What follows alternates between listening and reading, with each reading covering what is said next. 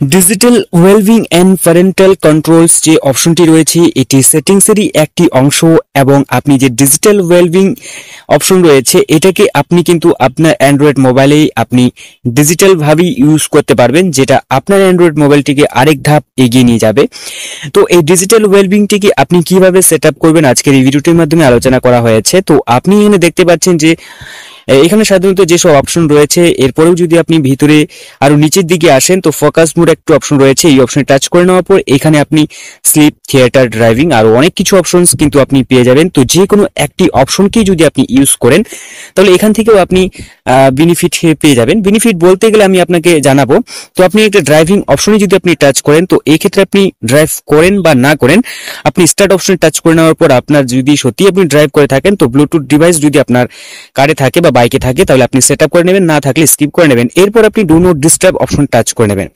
যদি আপনি ওয়ার্কিং অবস্থায় থাকেন বা আপনি যে কোনো অবস্থাতে আপনি থাকুন না কেন আপনি এটাকে যে কোনো অবস্থাতে ইউজ করতে পারবেন। এরপর আপনার যে কলস অ্যান্ড মেসেজ রয়েছে এখান থেকে আপনি পার্টিকুলার যে কোনো নাম্বারটিকে আপনি সিলেক্ট করে নেবেন এখান থেকে, এবং আপনি কাজের অবস্থায় বা আপনি কাজ করা অবস্থায় যদি আপনি সেট করে রাখতে চান যে একমাত্র সেই ব্যক্তি আপনাকে কল করতে পারবে, আদার্স কোনো ব্যক্তি আপনাকে কল করতে পারবে না, সেটাও কিন্তু আপনি এখানে সেট করে রাখতে পারেন। এবং রিপিটস যে কলার্স রয়েছে এখান থেকে আপনি তাকে পুনরায় 15 মিনিটস রয়েছে 15 মিনিটস অন্তর অন্তর কিন্তু আপনি তাকে কল করার সুযোগ দিতে পারেন। যদি এটা অন করে রাখেন এবং অফ করে রাখলে সেটা কিন্তু তিনি তৎক্ষণাৎ কল করতে পারবেন। এবং এখান থেকে কন্ট্যাক্টস অনলি যদি আপনি সেট করে রাখেন তো এক্ষেত্রে আপনার যে কন্ট্যাক্টস নাম্বার রয়েছে তারাই একমাত্র কল করতে পারবে, আদার্স আননোন নাম্বার আপনাকে কল করতে পারবে না। এবং ফেভারিট কন্ট্যাক্টস অনলি রয়েছে, এখান থেকে আপনার যে কন্ট্যাক্ট লিস্টে যে ফেভারিট নাম্বার রয়েছে তারাই একমাত্র আপনাকে কল করতে পারবে, যেটা আপনার কন্ট্যাক্টস লিস্টে যে স্টার অপশন রয়েছে আপনি যদি স্টার করে রাখেন সেটা ফেভারিট বলা হয়, এখান থেকে দেখতে পাচ্ছেন। তো আমি এখান থেকে পার্টিকুলার যে কোনো নাম্বারটিকে আমি যদি সেট করে রাখি বা সেভ করে রাখি এখান থেকে তাহলে কিন্তু একমাত্র তারাই আমাকে কল করতে পারবে ড্রাইভ মুড অবস্থায় যদি আমি এটা স্টার্ট করে রাখি। ঠিক আছে, এরপর নেক্সট অপশন টাচ করে নেওয়ার পর এখান থেকে আপনি রেড নোটিফিকেশন অ্যালাউড অপশন দেখতে পাচ্ছেন।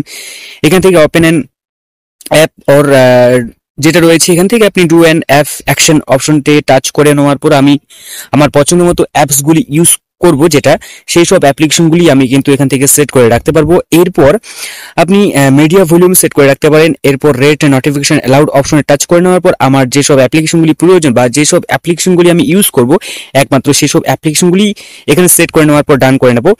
এরপর আমি যদি এটা স্টার্ট করে রাখি তাহলে কিন্তু এখান থেকে ঠিক আছে টার্ন অন করে নেওয়ার পর কিন্তু যেসব অ্যাপসগুলি আমি সেট করে রেখেছি সেই সব অ্যাপ্লিকেশনগুলি কাজ করবে, অন্য কোনো অ্যাপ্লিকেশনগুলি যে রয়েছে এগুলো করবে না, মানে ওয়ার্কিং কোনোভাবেই ওয়ার্ক করবে না। ঠিক আছে, তো এইভাবেই কিন্তু আপনি এটা বেনিফিট পেতে পারেন, বা আপনি যে কোনো অবস্থাতেই কাজ করছেন সেটা মোবাইলটি আপনি রেখে দিয়েছেন তো এইভাবে সেট করে রাখবেন যেসব অ্যাপ্লিকেশনগুলির দ্বারা কোনো কিছুই ক্ষতিকর হবে না। ঠিক আছে, কোনো আপনার শিশুর হাতে যদি আপনি মোবাইলটি দেন তাহলে কিন্তু তারা যে কোনো অ্যাপ্লিকেশনগুলি ইউজ করতে পারবে।